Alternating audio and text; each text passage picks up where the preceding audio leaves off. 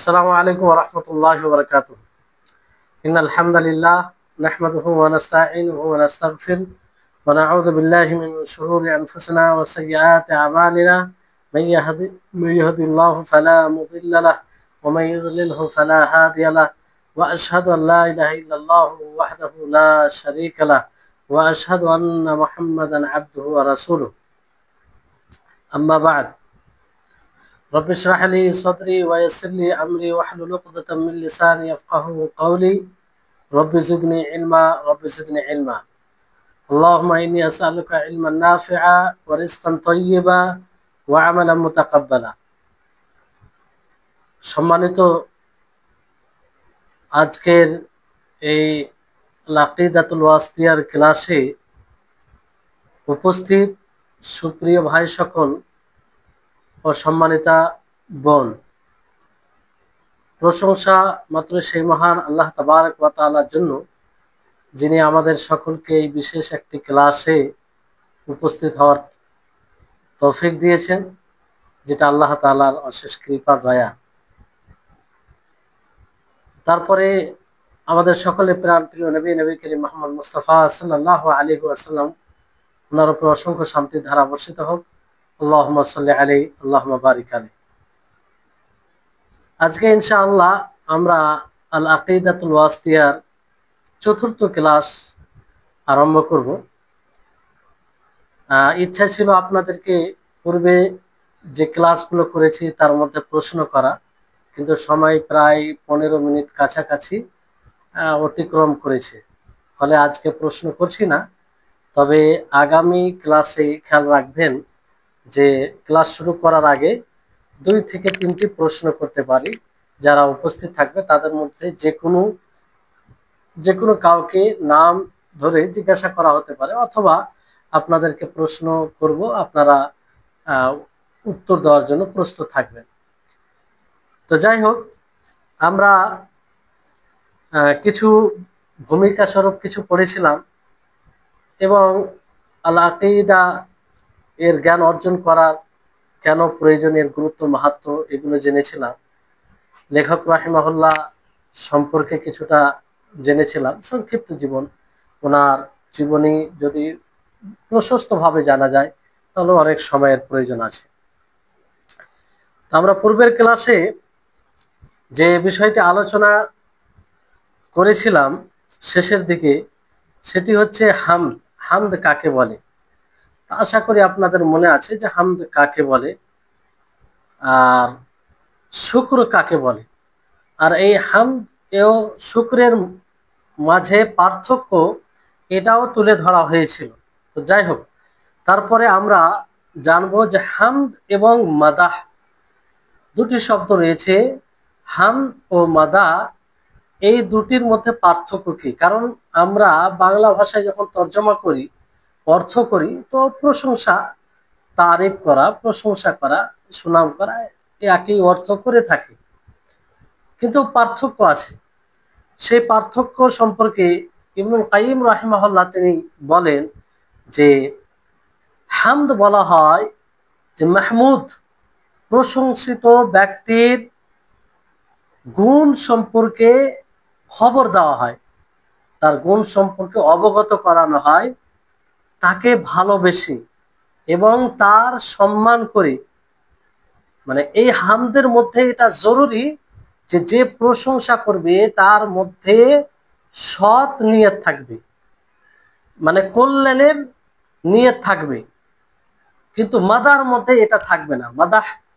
মাদাহ তুহু, আমি তার প্রশংসা করছি, তার সুনাম করছি, তো মাদাহর মধ্যে সেই ভালোবাসা, সেই তাজিম বলতে সম্মান থাকে না, যেটা হামদের মধ্যে থাকে। হামদ মাহমুদ, প্রশংসিত ব্যক্তি, যারই প্রশংসা করা হয় তার গুণের সম্পর্কে সংবাদ দেওয়া হয়, অবগত করানো হয়, বলা হয়, তাকে ভালোবেসে, তার সম্মান করে। আর এই হামদের মধ্যে এটা জরুরি যে যে প্রশংসা করবে সে কল্যাণের নিয়ত করবে। কিন্তু মাদার মধ্যে এটা নয়।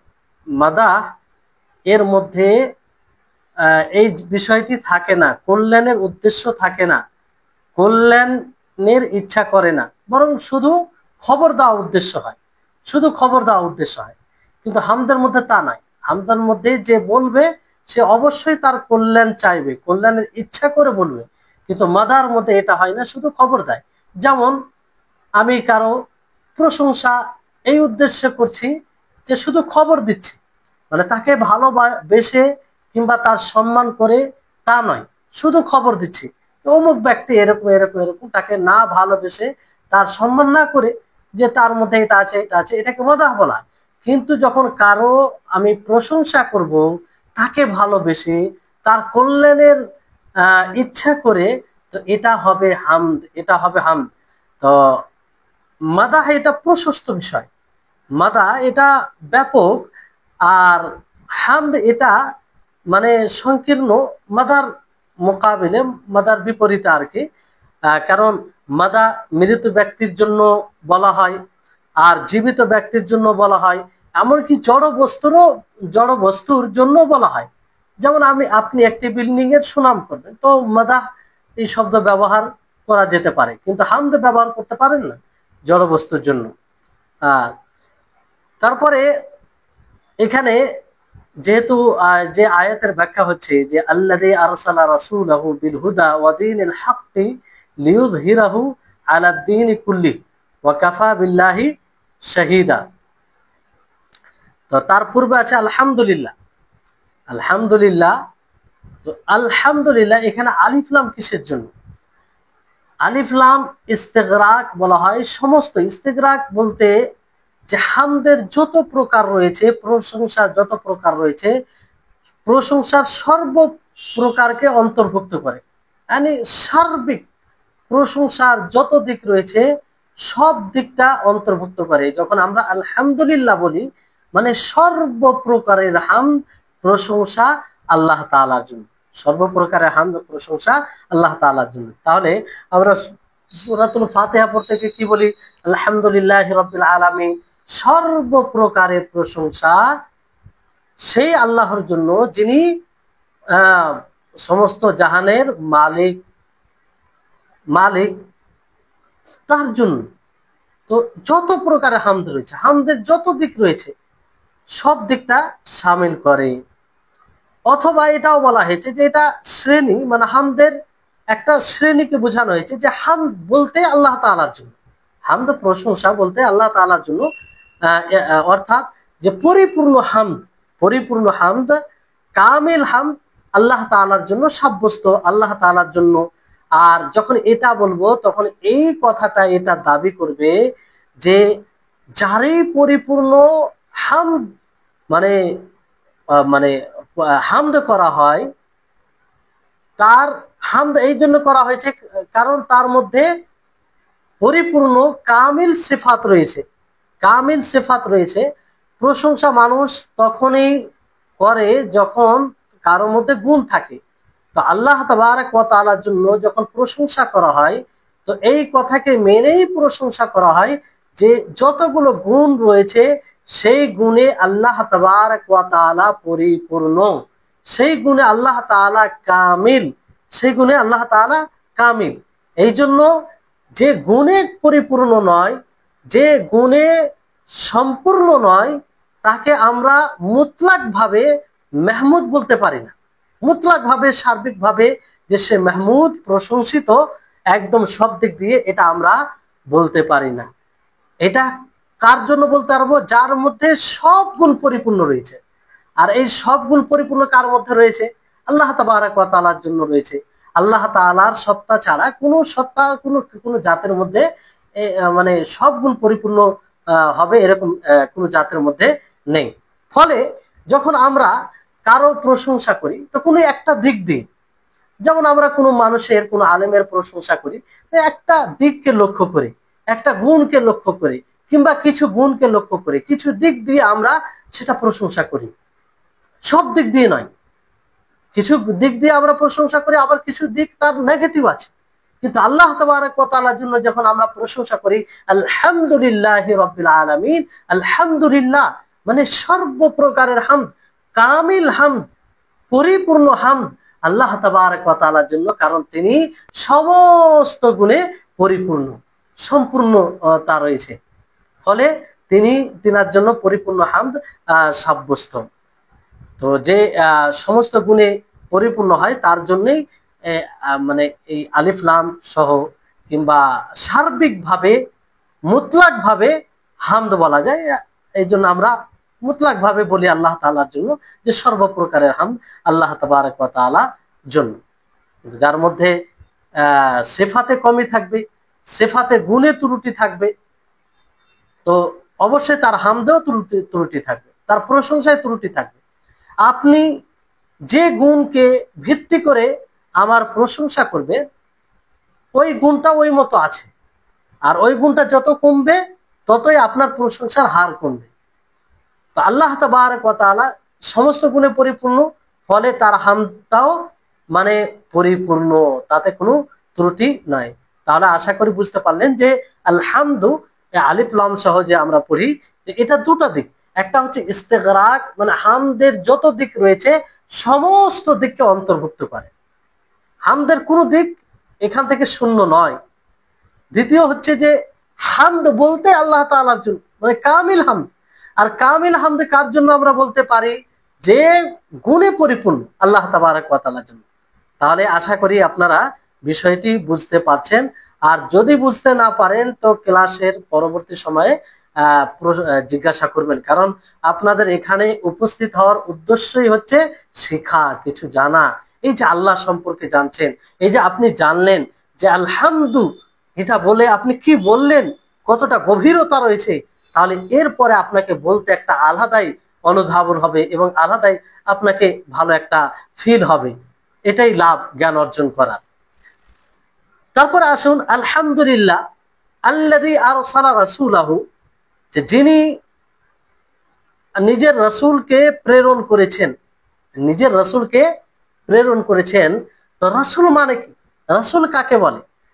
রাসূল বলা হয় যাকে রিসালাতের সাথে, রিসালাতের দায়িত্ব সহ আল্লাহ তাআলা প্রেরণ করেছেন, তাকে রাসূল বলা হয়। যেমন বলা হয় আরসালাহু বিকাযা, যে অমুক জন অমুকের সাথে তাকে পাঠিয়েছে, তো এরকম ভাবে বলা হয় রাসূল। তারপরে রিসালাত সহ পাঠানো হয়েছে এবং তাকে সেই রিসালাতের মানে দাওয়াত তাবলীগের আদেশ দেওয়া হয়েছে, তার কাছে এটা চাওয়া হয়েছে, তিনি হচ্ছে রাসূল।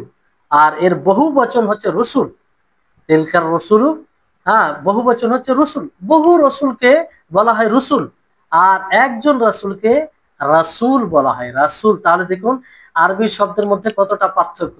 আপনি রাসূল যদি বলেন তাহলে একজন রাসূলকে বুঝাবে, আর যখন রসুল বলবেন তখন বহু রসুলকে বুঝাবে।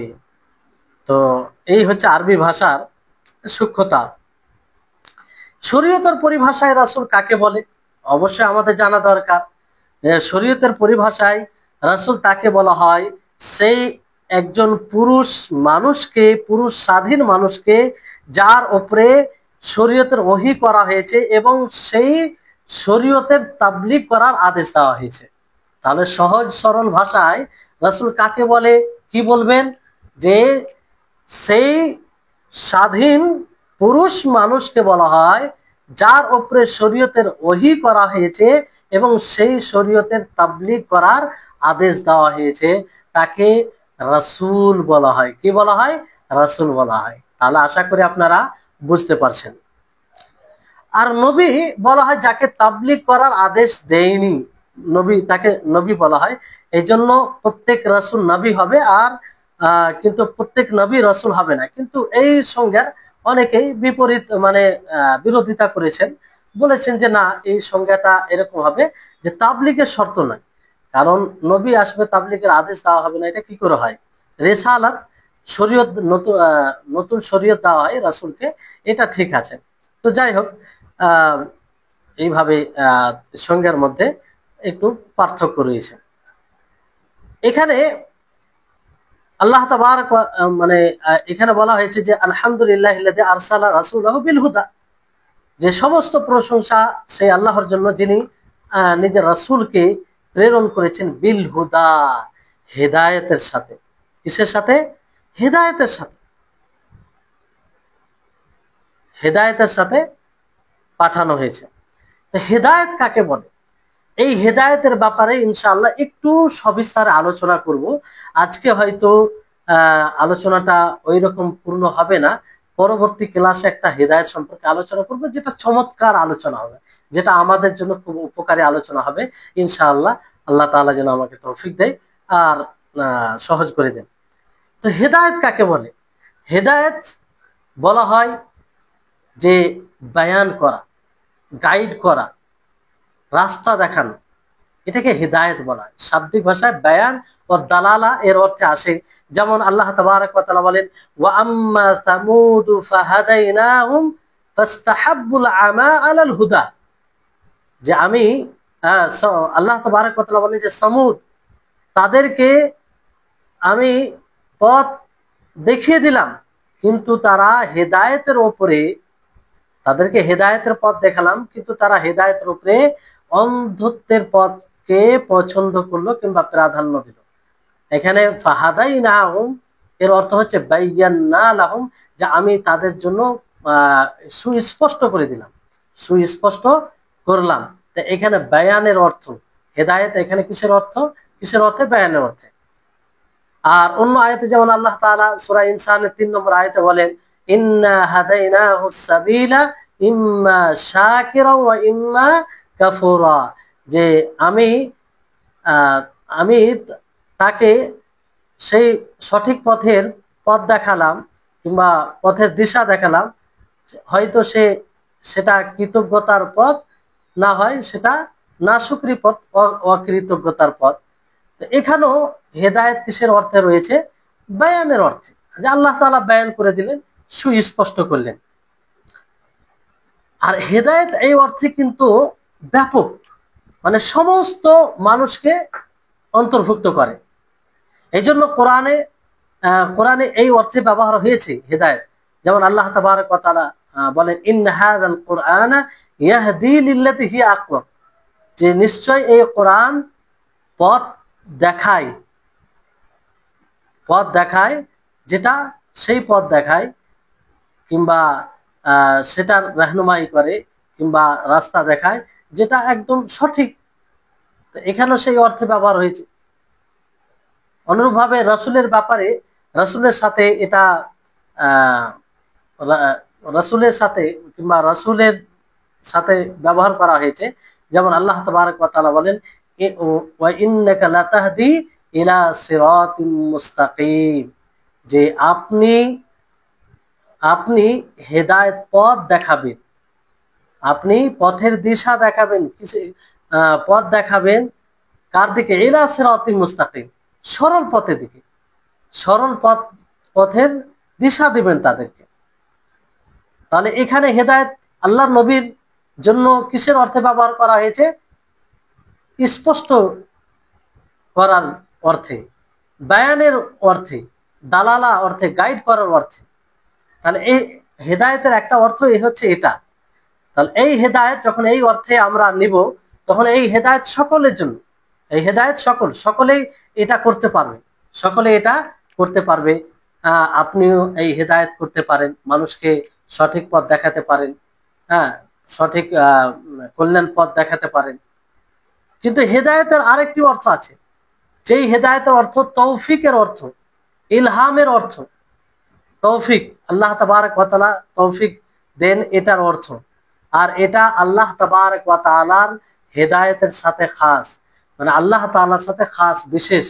এই অর্থে যখন আমরা হেদায়েতকে বুঝবো, তখন আমাদেরকে নিশ্চিতভাবে জেনে নিতে হবে যে এটার মালিক একমাত্র আল্লাহ তাআলা। এই হেদায়েত একমাত্র আল্লাহ তাআলাই করতে পারেন। এমনকি নবীও এই হেদায়েত করতে পারেন না। নবী সাল্লাল্লাহু আলাইহি ওয়াসাল্লাম কাউকে তৌফিক দিতে পারেন না, এই হেদায়েত করতে পারেন না, এই অর্থে হেদায়েত করতে পারেন না। আর কোরআনে রয়েছে, যেমন আল্লাহ তাবারক ওয়া তাআলা সূরা আনআমের 125 নম্বর আয়াতে বলেন, ফামাই ইউরিদুল্লাহু আন ইয়াহদিয়াহু ইয়াশরাহ সাদরাহু লিল ইসলাম, যে আল্লাহ তাআলা যাকে চান হেদায়েত দেন, আর তার বক্ষকে ইসলামের জন্য প্রশস্ত করে দেন। তাহলে এখানে এই আয়াত থেকে এটা স্পষ্ট হচ্ছে যে এই হেদায়েত কার জন্য? একমাত্র আল্লাহ তাআলার জন্য। আর এখানে হেদায়েত কিসের অর্থে ব্যবহার হয়েছে? তৌফিকের অর্থে, তৌফিক দেওয়া এর অর্থে। এই জন্য আল্লাহ তাবারক ওয়া তাআলা রাসূল এই হেদায়েত দিতে পারবে না সেই কথা বলেছেন। আল্লাহ তাআলা বলেন, ইন্নাকা লা তাহদি মান আহবাবতা ওয়ালাকিন্নাল্লাহ ইয়াহদি মান ইয়াশা, যে নিশ্চয় আপনি যাকে ভালোবাসেন তাকে হেদায়েত দিতে পারবেন না। হ্যাঁ, আল্লাহ তাআলা যদি চান তাহলে তাকে হেদায়েত দিবেন। আল্লাহ তাআলা চাইলে হেদায়েত দিতে মানে আল্লাহ তাআলা চাইলে হেদায়েত হবে, নচেত হেদায়েত কেউ দিতে পারবে না। তাহলে দেখেন একই শব্দ দিয়ে এক আয়াতে আল্লাহ তাআলা রাসূলের ব্যাপারে বলছেন যে আপনি সরল পথের দিকে হেদায়েত দিবেন, মানে পথ দেখাবেন, স্পষ্ট করবেন। তাহলে এখানে হেদায়েত কিসের অর্থ? দালালা বায়ানের অর্থ, যে বায়ান করবেন, আপনি সরল পথের কথা বলবেন, যে সরল পথ আপনার উপরে নাজিল হয়েছে। আর সেই একই শব্দ দিয়ে আল্লাহ তাআলা সূরা কাসাসের 56 নম্বর আয়াতে কি বলছেন? ইন্নাকা লা তাহদি, যে আপনি হেদায়েত দিতে পারেন না মান আহবাবতা, যাকে আপনি ভালোবাসেন, ওয়ালাকিন্নাল্লাহ ইয়াহদি মান ইয়াশা, হ্যাঁ আল্লাহ তাআলা যাকে চান তাকে হেদায়েত দিবেন। তাহলে দেখুন এই হেদায়েতের দুটি অর্থ আল্লাহ তাবারক ওয়া তাআলার আয়াত থেকে এটা স্পষ্ট হচ্ছে, আল্লাহ তাআলার আয়াত থেকেই এটা স্পষ্ট হচ্ছে। তো আশা করি আপনারা বুঝতে পারছেন। দেখুন, এটা বিষয় যখন আপনি জানবেন, এইরকম ভাবে জ্ঞান অর্জন হবে আপনার, তো আপনার আল্লাহর প্রতি আশা যায় যে হেদায়েতের মালিক আল্লাহ তাআলা, তিনি হেদায়েত দেবেন, তিনি হেদায়েত দেনওয়ালা। ফলে তার কাছেই আমরা হেদায়েত কামনা করবো। এই জন্য আমরা সূরাতুল ফাতিহার দ্বারাতে আল্লাহ তাআলার কাছে বারবার দোয়া করি না, ইহদিনাস সিরাতাল মুস্তাকিম, হে আল্লাহ তুমি আমাদেরকে সরল পথে পরিচালিত করুন, সরল পথ দেখান, হেদায়েত দিন। তাই হেদায়েত কোন হেদায়েত? হেদায়েতুত তৌফিক, হেদায়েতুত তৌফিক এই হেদায়েত। আর হেদায়েতুত দালালা যেটা, বায়ান যেটা, সেটা তো সকলেই পারবে, তো সকলকে অন্তর্ভুক্ত করে। তো এইখানে হেদায়েত বলতে কোন হেদায়েত উদ্দেশ্য? এই আয়াতে এখানে হেদায়েত বলতে উদ্দেশ্য হচ্ছে যে নবী করিম মুহাম্মদ সাল্লাল্লাহু আলাইহি সাল্লাম সত্য খবর নিয়ে এবং ঈমান সহিহ, বিশুদ্ধ ঈমান নিয়ে, ইলমে নাফে, উপকারী জ্ঞান এবং আমালে সালেহ নিয়ে যা কিছু এসেছে, এর মধ্যে আল্লাহর নবী যা কিছু নিয়ে এসেছে সেটা সত্য, যেগুলো পূর্বের খবর সেগুলো হতে পারে বিশুদ্ধ ঈমান, ইলমে নাফে, উপকারী জ্ঞান এবং আমালে সালেহ, সৎ আমল আর দিন, সৎ আমল, এগুলো সব হেদায়েতের মধ্যে আসে। মানে এখানে যেটা হেদায়েত বলতে উদ্দেশ্য কি, যে আল্লাহ নবী মুহাম্মদ সাল্লাল্লাহু আলাইহি সাল্লামকে আল্লাহ তাআলা যা কিছু দিয়েছেন সেটা পূর্বের অতীতের সত্য খবর, বিশুদ্ধ ঈমান, হ্যাঁ, উপকারী জ্ঞান এবং সৎ আমল, এই সবগুলো হেদায়েতের মধ্যে আসে। তারপরে আল্লাহ তাআলা, তারপরে কি বলা হয়েছে? ওয়াদিনিল হক, আল্লাহ তাআলা রাসূলকে হেদায়েতের সাথে প্রেরণ করেছেন। হেদায়েতকে আমরা জানলাম যে হেদায়েতের অর্থ কি, দুটি অর্থে আসে। তারপরে আমরা জানবো যে ওয়াদিনিল হক, যে হক দিনের সাথে, হক দিনের সাথে।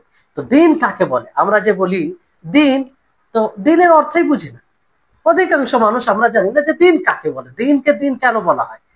তো দিন এর অর্থ হচ্ছে, এর মানে একাধিক অর্থ আসে।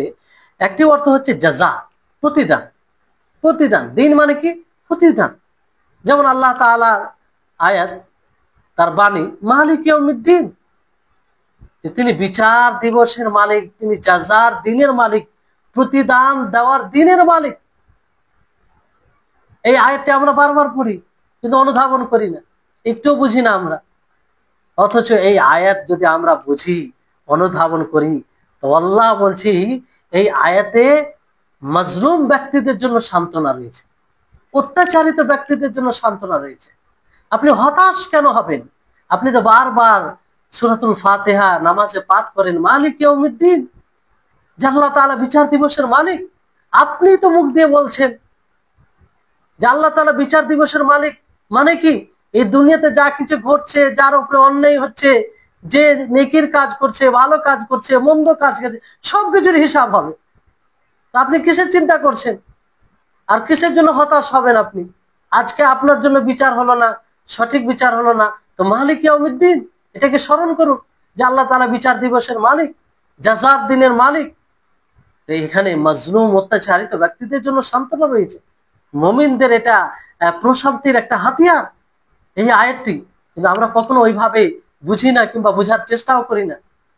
আর অনেক না বোঝার কারণে আমরা মনে করি যে সব বিচার দুনিয়াতেই করতে হবে। কোনোভাবে যদি আমরা মাজলুম হয়ে যাই, অত্যাচারিত হয়ে যাই, কেন আবার বিচার হলো না?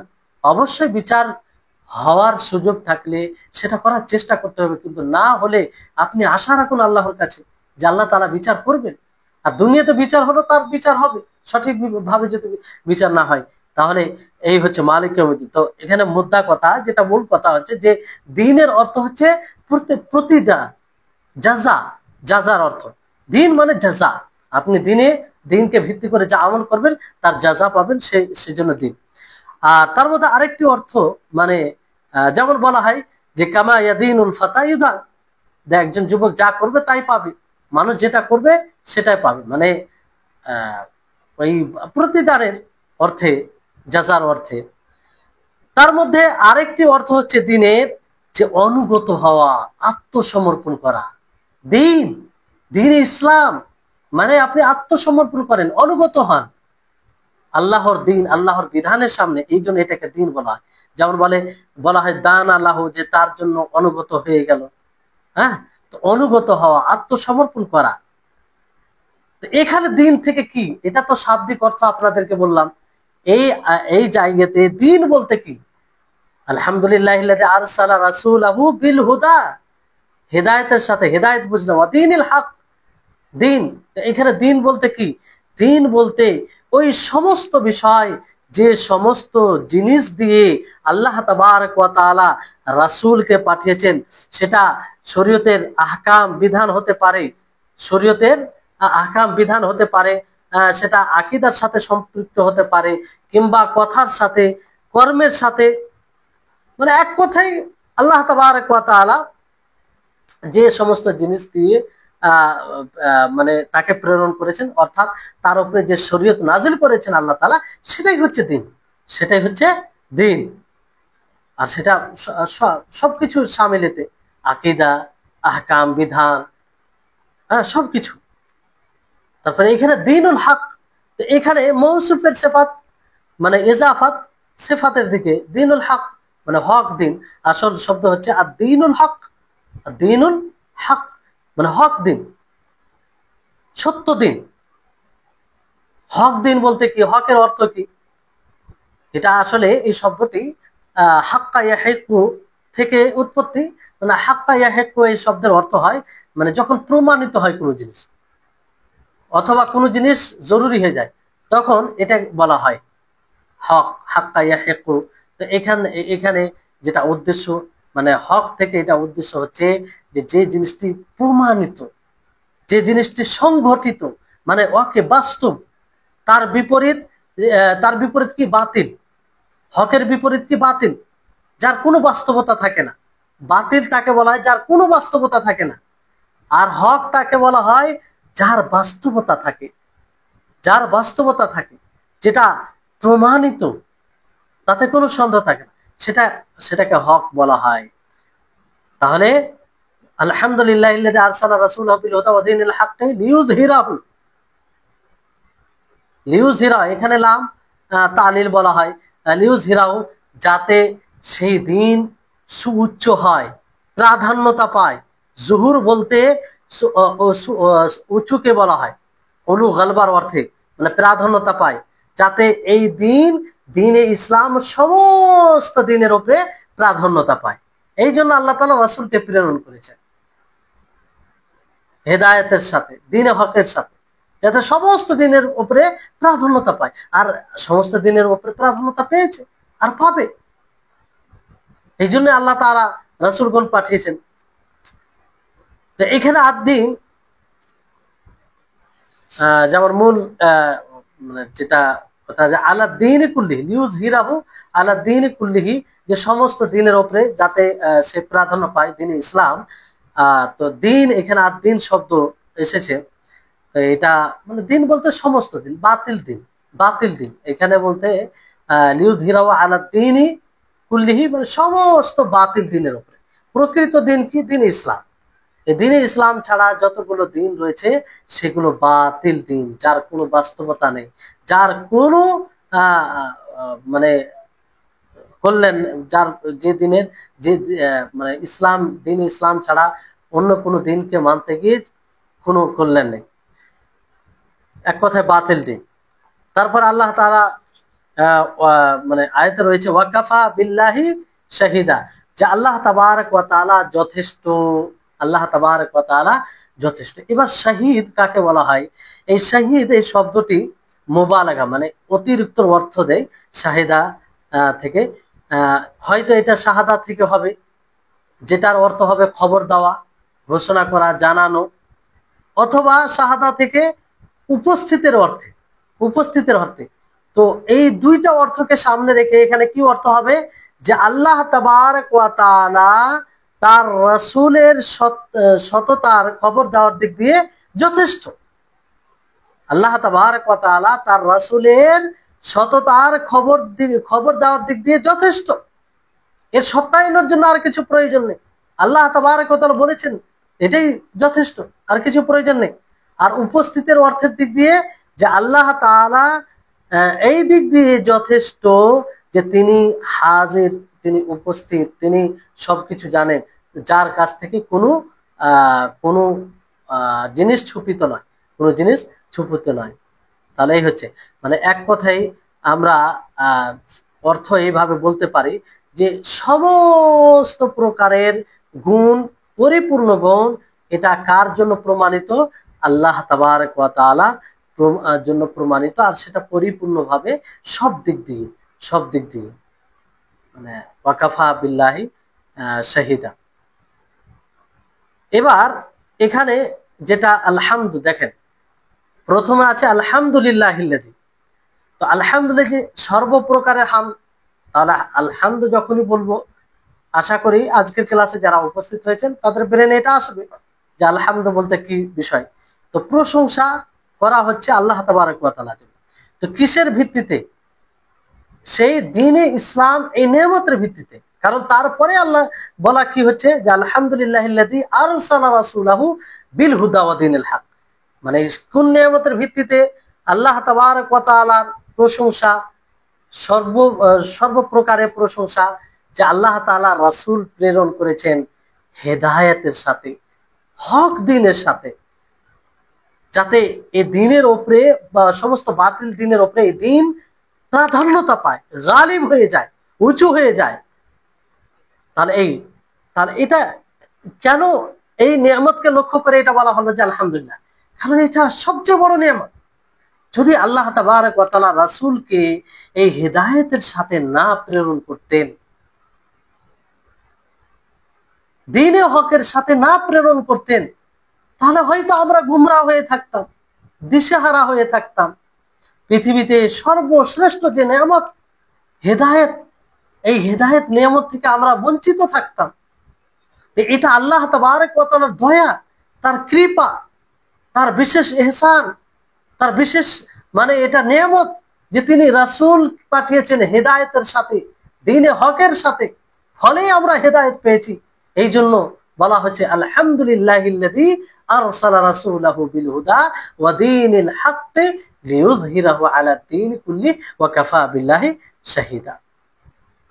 কারণ এই দ্বীনে হক, রাসূলের প্রেরণ করা এই দিনে হেদায়েতের সাথে এবং দ্বীন হকের সাথে, এটা সমস্ত জাহানের জন্য রহমত, মুত্তাকিদের জন্য সুসংবাদ।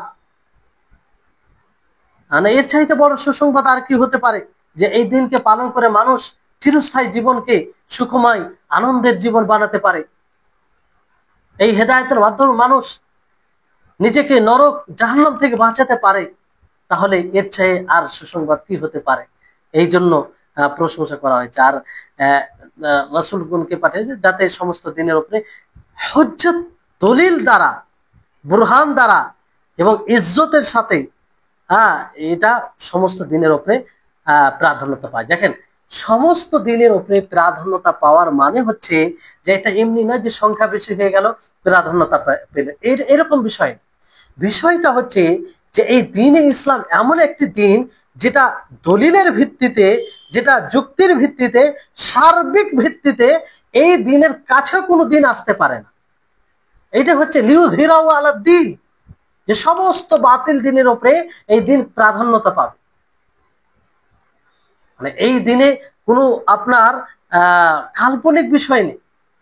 যেমন বিভিন্ন ধর্মে দিন ইসলাম ছাড়া আপনি দেখবেন যে কাল্পনিক বিষয়, যার কোনো বাস্তবতা নেই, মানব রচিত জিনিস, এটা ইসলাম। দিন ইসলাম তা নয়।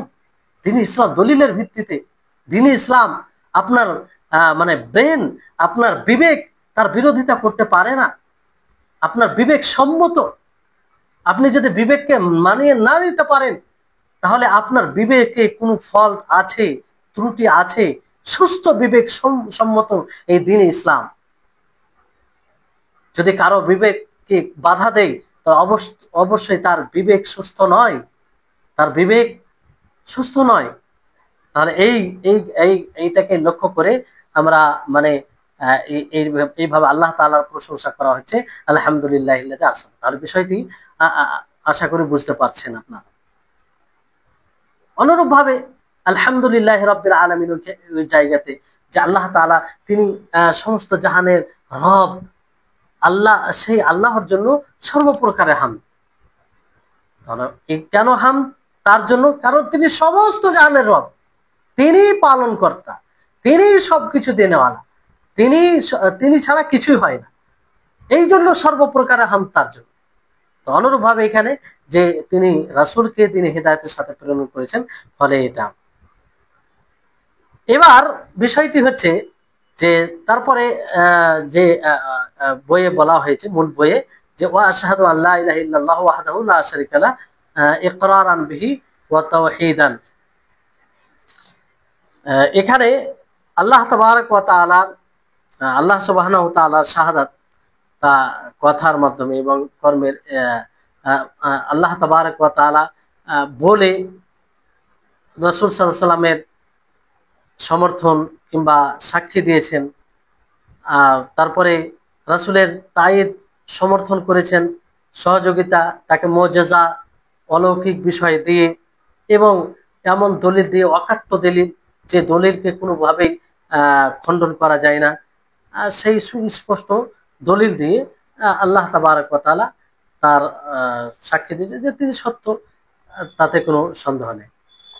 তারপরে আমরা এই ইবারতের ব্যাখ্যা কিংবা এই কথার ব্যাখ্যা আমরা জানবো। ওয়া আশহাদু আল্লা ইলাহা ইল্লাল্লাহু ওয়াহদাহু লা শারীকা লাহু, এটা হচ্ছে কালেমায়ে শাহাদাতের প্রথম অংশ।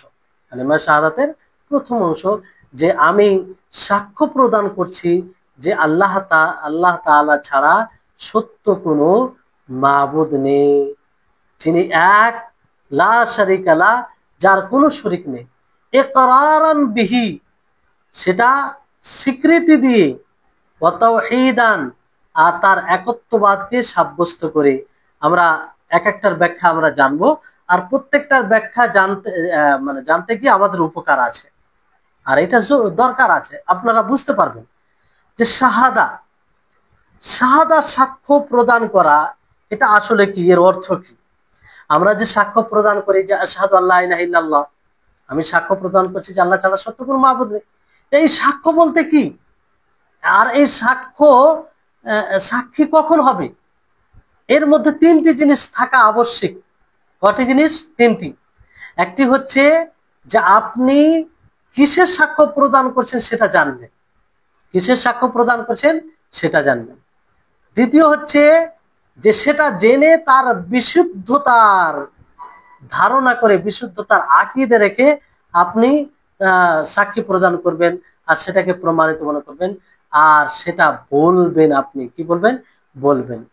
তাহলে এই সাক্ষ্য আর আপনার সাক্ষ্য তখনই গ্রহণযোগ্য হবে যখন আপনার সাক্ষীর সাথে ইকরার থাকবে, স্বীকৃতি থাকবে এবং আপনি তার অনুগত হবেন। আপনার হৃদয়ের সাথে আপনার জিহবা এক হবে, অর্থাৎ আপনি জিহবা দ্বারা যা বলবেন আপনার হৃদয়ে তাই হতে হবে, আপনার হৃদয়ে যা থাকবে আপনি জিহবা দ্বারা তাই বলবেন। দুটোর মানে মুওয়াফাকাত হবে, এক হবে। এরকমটা নয় যে শাহাদাত আপনি তো মৌখিক ভাবে বলছেন কিন্তু আপনার হৃদয়ে তা নয়। আর এটা দলিল কি আপনারা সকলে জানেন, যে মুনাফিকিন তারা তো স্পষ্ট প্রকাশ্য ভাবে বলতো যে আশহাদু আল্লা ইলাহা ইল্লাল্লাহ, যেমন সূরা মুনাফিকুনে রয়েছে যে নাশহাদু ইন্নাকা লা রাসূলুল্লাহ, যে আমরা সাক্ষ্য প্রদান করছি যে আপনি আল্লাহর রাসূল। তারা জিহবা দ্বারা এটা বলেছিল, কিন্তু আল্লাহ তাআলা কি বলেন যে তোমরা মিথ্যুক, তোমরা মিথ্যুক। হ্যাঁ, ইদা জাআকাল মুনাফিকুনা ক্বালু নাশহাদু ইন্নাকা লা রাসূলুল্লাহ ওয়াল্লাহু ইয়াশহাদু ইন্নাল মুনাফিকিনা লাকাযিবুন। যাই হোক, সেই আয়াতে এইভাবে বলা হয়েছে যে আল্লাহ তাআলা সাক্ষ্য প্রদান করছে, আল্লাহ তাআলা বলছেন যে তারা মিথ্যুক, তারা আসলে সাক্ষ্য প্রদান করে না। মানে তারা জিহবা দ্বারা তো উচ্চারণ করে বলছে কিন্তু হৃদয় থেকে সেটাকে মেনে নিতে পারেনি, ফলে তারা মুনাফিক। তো জরুরি শাহাদাতে আপনার যেমন মুখ দিয়ে আপনি বলবেন, অনুরূপ ভাবে আপনার হৃদয় থেকে সেটা মেনে নিতে হবে, হৃদয় থেকে সেটা মেনে নিতে হবে। তারপরে লা ইলাহা ইল্লাল্লাহ, আল্লাহ ছাড়া সত্য কোনো মাবুদ নেই, এটা কালিমা তাওহীদ, একাত্মবাদের কালিমা। আর এই কালিমার দাওয়াত সমস্ত রাসূলগণ ছিলেন, সমস্ত শুরু থেকে নিয়ে মুহাম্মদ সাল্লাল্লাহু আলাইহি সাল্লাম পর্যন্ত যতগুলো রাসূল এসেছেন সমস্ত রাসূলের এই দাওয়াত মিশন ছিল লা ইলাহা ইল্লাল্লাহ, আল্লাহ ছাড়া সত্য কোনো মাবুদ নেই। এটা মূল বিষয় ছিল, বাকি শরীয়ত বিধান আলাদা আলাদা ছিল, সেটা ভিন্ন বিষয়, কিন্তু মূল দাওয়াত এটাই ছিল। আমার সমস্ত নবীদের দাওয়াতের খোলাসা বলতে পারে, মানে তার সারমর্ম বলতে পারেন সমস্ত রাসূলের, এবং সমস্ত রাসূলের যে বিষয়ের মানে আরম্ভ এটাই বলতে পারেন যে সমস্ত নবী এই দাওয়াত দিয়ে শুরু করেছিলেন যে আল্লাহ ছাড়া, দাওয়াতি কাজ শুরু করেছেন যে আল্লাহ ছাড়া সত্য কোনো মাবুদ নেই। যেমন নবী করিম মুহাম্মদ সাল্লাল্লাহু আলাইহি সাল্লাম তিনি বলেন যে উমিরতু আন উকাতিলান নাস হাত্তা ইয়াকুলু লা ইলাহা ইল্লাল্লাহ ফাইদা ক্বালুহা ফাকাদ আসামু মিন্নি দিমাআহুম ওয়া আমওয়ালাহুম ইল্লা বিহাক্কিহা ওয়া হিসাবুহুম আলা আল্লাহ আযজা ওয়া জাল। যে আমি আদিষ্ট এই কথার প্রতি যে আমি মানুষের সাথে কিতাল করব, মানে লড়াই করব, অতক্ষণ পর্যন্ত যতক্ষণ পর্যন্ত তারা লা ইলাহা ইল্লাল্লাহ পাঠ করবে, লা ইলাহা ইল্লাল্লাহ পাঠ না করা পর্যন্ত তাদের সাথে আমি কিতাল করব। যখন তারা এটা বলে নেবে তখন তাদের রক্ত, তাদের সম্পত্তি এটা মানে সংরক্ষিত হয়ে যাবে, মানে তার হকের সাথে। আর বাকি ভিতরের আভ্যন্তরীণ এর হিসাব আল্লাহর কাছে থাকবে। তাহলে এই হচ্ছে বিষয়, যে এই আয়াতে সেই কথাটাই বলা হয়েছে যে মূল দাওয়াত হচ্ছে লা ইলাহা ইল্লাল্লাহ। আর এটার দাওয়াত বলতে এই হাদিস থেকে এটা যে যারা এটা বলে না এবং মুসলিমদের সাথে শত্রুতা করে তাদের সাথে এইটা কেতাল চলতে থাকবে যতক্ষণ পর্যন্ত তারা এটা না বলবে। তাহলে এখান থেকে এটা স্পষ্ট যে এই কালেমার মধ্যে নাফি রয়েছে, মানে নেতিবাচক এবং ইতিবাচক দুটোই, নাফি ইসবাত দুটোই রয়েছে। আর নাফি মানে ইতিবাচক কথা এবং নেতিবাচক কথা যখন উভয় কথা একত্রিত হয় তখন সেটা হাসরের অর্থ দেয়। হাসর বলতে যে হবেই হবে, কিংবা সেটা নিশ্চিত, মানে এতে কোনো নাই। যেমন আমরা বলি যে আল্লাহ তাআলা এক, আল্লাহ তাআলা এক, আল্লাহু ওয়াহিদুন, আল্লাহ তাআলা এক। কিন্তু এটা তাকিদ করে যদি বলা হয় তখন আরো এর মানে বেড়ে যায়। তো এখানে লা ইলাহা ইল্লাল্লাহ এর আসল অর্থ হবে লা মা'বুদা বিহাক্কিন ইল্লাল্লাহ, ইয়া লা মা'বুদা বিহাক্কিন মাওজুদুন ইল্লাল্লাহ, যে আল্লাহ ছাড়া সত্য কোনো মাবুদ নেই। এখানে একটি বিষয়, হয়তো এর পূর্বে যারা এই তাওহীদের ক্লাস করেছেন, কোনো ক্লাস হয়তো যেমন এর পূর্বে যে নওয়াকিদুল ইসলাম কিংবা আল উসুলুস সালাসা পড়েছেন, সেখানে এগুলো ব্যাখ্যা করা হয়েছে যে এখানে এই অর্থটা কেন নিয়ে আসা হয়। অনেকে আপনাকে বলতে পারে যে আচ্ছা এখানে তো আল্লাহ তাআলা ছাড়া সত্য কোনো মাবুদ নেই। তো সত্য কোনো মাবুদ নেই, এটা এই কথাটা আরবিতে নেই। লা ইলাহা ইল্লাল্লাহ এর শাব্দিক অর্থ হচ্ছে, মানে এর মানে শব্দ টু শব্দ অর্থ হচ্ছে যে লা ইলাহা ইল্লাল্লাহ, লা ইলাহা নেই কোনো ইলাহ, ইল্লাল্লাহ আল্লাহ ছাড়া, আল্লাহ ছাড়া নেই কোনো ইলাহ। তো আমরা কি অর্থ করি, যেটা সঠিক অর্থ, যে আল্লাহ ছাড়া সত্য কোনো মাবুদ নেই। তো এই সত্য কোনো মাবুদ নেই এই অর্থটা কোথা থেকে এলো? এটা আসলে আল্লাহ তাবারক ওয়া তাআলার যে আয়াত রয়েছে সেই আয়াত থেকে প্রমাণিত, সেই আয়াত থেকে প্রমাণিত। কারণ আল্লাহ তাআলা মানে তিনি নিজেকে ছাড়া অন্যদেরকে ইলাহ বলেছেন। যেমন ফামা আগনাত আনহুম আলিহাতুহুম, এইভাবে রয়েছে। যাই হোক, আয়াত রয়েছে। তারপরে আরো একাধিক আয়াত রয়েছে যে আল্লাহ নিজেকে ছাড়া অন্যদেরকে ইলাহ বলেছেন। কারণ আলিহা ইলাহ মানে যার ইবাদত করা হয় তাকেই বলা হয়, তাকেই বলা হয়। কিন্তু আল্লাহ তাআলা নিজের সম্পর্কে কি বলেন? যালিকা বিআন্নাল্লাহ হুয়াল হক, যে তিনি হক, সত্য, আল্লাহ মাবুদ। তো এখান থেকে আমরা অর্থটা করি যে আল্লাহ ছাড়া সত্য কোনো মাবুদ নেই। কারণ আল্লাহ ছাড়া মাবুদ তো আছে, বহু মাবুদ আছে। যারা অমুসলিম তাদের মাবুদ দেব দেবী অনেক, মাবুদ মানে যারা ইবাদত করা হয় এরকম তো অনেক। তাদের নিকটে সম্মানিত বড় যেটাই জিনিস হবে সেটাই তাদের মাবুদ, তারই তারা পূজা করে, দাসত্ব করে। তো যার ইবাদত করা হয় তাকেই মাবুদ বলা হয়। কিন্তু প্রকৃত মাবুদ, সত্য মাবুদ, সত্য মাবুদ বলতে এক আল্লাহ, আল্লাহ ছাড়া কোনো সত্য মাবুদ নেই। তাহলে এই হচ্ছে বিষয়। তারপরে এখানে ওয়াহদাহু লা শারীকা লাহু, যে এক, তার কোনো শরীক নেই, এটা হচ্ছে তাকিদ। লা ইলাহা ইল্লাল্লাহ এখানে ওই অর্থ চলে আসে যে আল্লাহ ছাড়া সত্য কোনো মাবুদ নেই। তো তার তাকিদ করে আল্লাহ মানে তাকিদ করে আবারও বলা হচ্ছে ওয়াহদাহু লা শারীকা লাহু, যে তিনি এক, তার কোনো শরীক নেই। এটা তাকিদ, মানে আরো সেই অর্থে মজবুতি নিয়ে আসে, সেটার গুরুত্ব বাড়িয়ে দেয়। তারপরে বলা হচ্ছে ইকরারান বিহি, সেটার স্বীকার করে, স্বীকৃতি দিয়ে। আসলে এটা মাসদারের অর্থ আশহাদু, যে শব্দটা রয়েছে এটার তাকিদ হিসাবে নিয়ে এসেছে। তাকিদ বলতে কোনো জিনিসকে জোর করে করা, মানে গুরুত্ব দিয়ে বলা।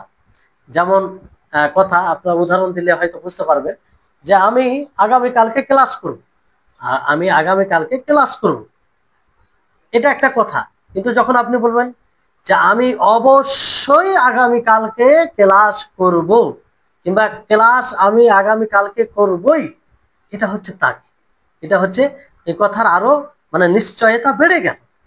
ওই রকম ভাবে এখানে আশহাদু, যে আমি সাক্ষ্য প্রদান করছি আল্লাহ ছাড়া সত্য কোনো মাবুদ নেই, তিনি এক, তার কোনো শরীক নেই। তো এই সাক্ষ্য প্রদান করছে তার তাকিদ হিসাবে ইকরারান বিহি, অথচ আশহাদু এর মধ্যে চলে আসে। যে শাহাদাত আপনাদেরকে পূর্বে ব্যাখ্যা করা হলো যে শাহাদাত তখনই বলা হবে যখন আপনি হৃদয় থেকে স্বীকৃতি দিবেন, মানে জিহবা দিয়ে যেটা আপনি শাহাদাত দিবেন সেটা হৃদয় থেকে স্বীকৃতি দিবেন, মেনে নেবেন। হ্যাঁ, তাহলে এটাতে ইকরার অর্থ। ওয়া তাওহীদান, হ্যাঁ, ইকরারান বিহি মানে আপনি হৃদয় এবং জিহবা দুটোই উভয় দ্বারা স্বীকৃতি দিবেন। তাওহীদান বলতে কি, যে আল্লাহ তাআলা ইবাদতে মুখলিস হয়ে, আল্লাহ তাআলার জন্য খালিস করে।